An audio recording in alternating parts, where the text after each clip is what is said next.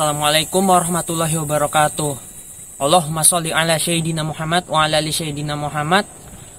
Teman-teman yang dirahmati Allah Subhanahu wa taala, perkenalkan nama saya Andika Kurniawan dari Prodi Bimbingan dan Konseling Islam Lokal 2 semester 6.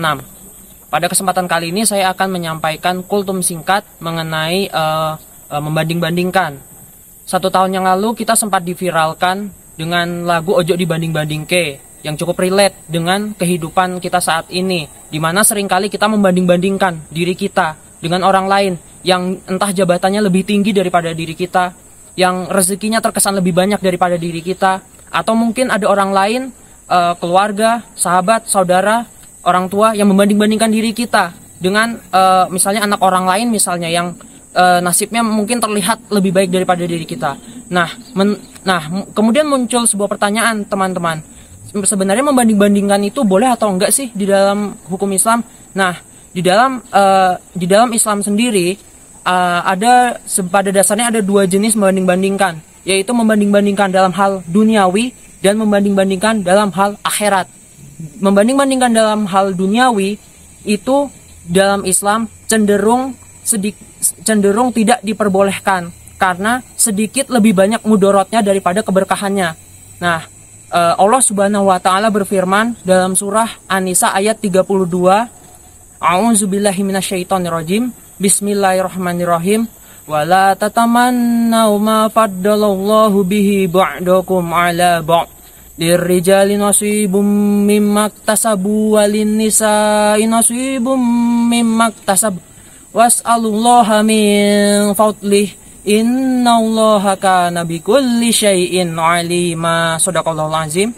Yang artinya, janganlah kamu iri terhadap karunia yang telah Allah lebihkan kepada sebagian kamu atas sebagian yang lain. Karena bagi laki-laki ada bagian dari apa yang mereka usahakan, dan bagi perempuan pun ada bagian dari apa yang mereka usahakan. Mohonlah kepada Allah sebagian dari karunia-Nya. Sungguh Allah Maha mengetahui segala sesuatu. Nah, dalam surah ini bermakna bahwa kita tidak diperbolehkan membanding-bandingkan diri kita kepada orang lain jika membanding-bandingkan tersebut berdampak negatif, berdampak mudorot, berdampak iri hati. Nah, ada sebuah pengecualian di sini. Nah, pengecualian itu adalah pengecualian itu adalah ketika kita membanding-bandingkan diri kita dengan orang yang nasibnya tidak sebaik kita. Jadi kecuali kalau kita itu membanding-bandingkan diri kita dengan orang yang lebih nasibnya tidak sebaik kita, karena diharapkannya muncul rasa bersyukur di dalam diri kita. Misalnya gaji si B itu 3 juta.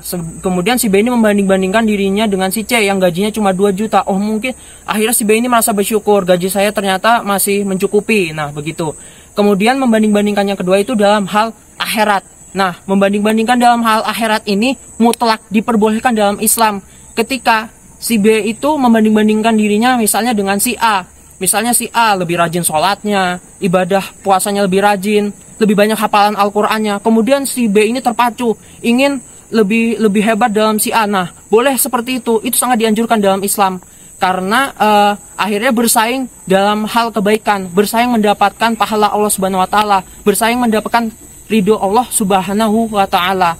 Nah, dari sini dapat kita simpulkan bahwa membanding-bandingkan dalam Islam itu tergantung situasi dan kondisi, lebih banyak keberkahannya atau lebih banyak mudorotnya. Sekian kultum singkat dari saya, kurang lebihnya mohon maaf. Wabillahi taufik wal hidayah. Wassalamualaikum warahmatullahi wabarakatuh.